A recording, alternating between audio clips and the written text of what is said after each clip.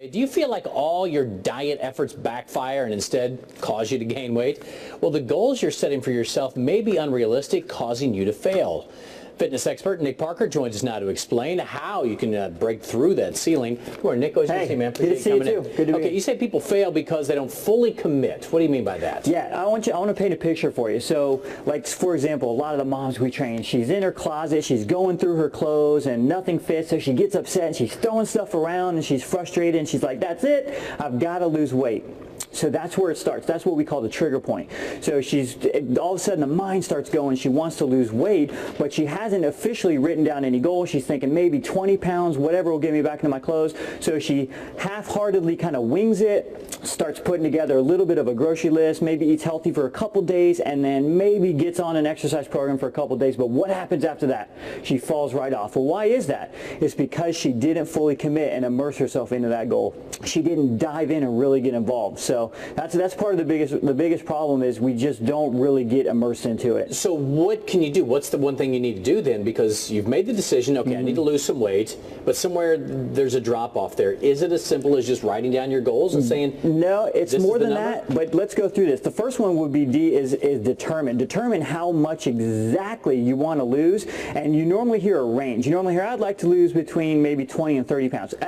Stop right there. 30 pounds. Okay, you said 20 to 30, go for 30. That's really what you want. So go ahead and go for the 30 pounds. Then what you need to do is add a deadline to that 30 pounds, because if you don't have a deadline, you're not really aiming at a target that has any urgency or whatsoever. Who cares? Okay, I got 20 years to lose 30 pounds. Exactly. So you got to make a deadline and then shorten that deadline and make it even more urgent. So that's the first step. Okay, what's the next step then? All right, the next step is determine why you want to lose that weight, okay? Losing 30 pounds is like this big mountain that you're like, oh, it's a dreadful thing. I really don't want to lose this 30 pounds. But if you determine why it's important to you to lose that weight, you're going to discover 20, 30 different benefits and how it's going to change your life. Then all of a sudden you're training not to lose 30 pounds. You're striving and pursuing more energy, feeling better, looking good in your clothes, confidence, and getting excited about that goal instead of feeling, oh, I got to lose 30 pounds. So it's not enough to have a what. You got to have a why, right? Yeah, exactly. Okay, 30 pounds, but then list every possible reason underneath that. So important. More the better. Start with at least 20. And you said you had 3 Ds. What's the third one? Is dive in. So many times we get paralysis by planning. We start planning and thinking, and then all of a sudden this goal becomes this huge objective that seems like it's going to take way too much effort, so we quit before we even get started. So the thing is, dive in. Do something right now. Stop right now. Take action, get going, start moving forward so that you can start seeing progress. Whether it's make a grocery list real quick, go to the grocery store, change what you're going to eat today, right now for lunch. Instead of eating what you thought you were going to eat something healthy.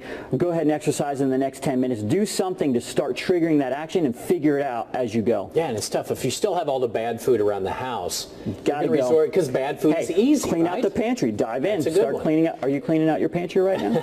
Hey, you know one thing we did talk about just before we came on, which I had never heard of, but it makes sense.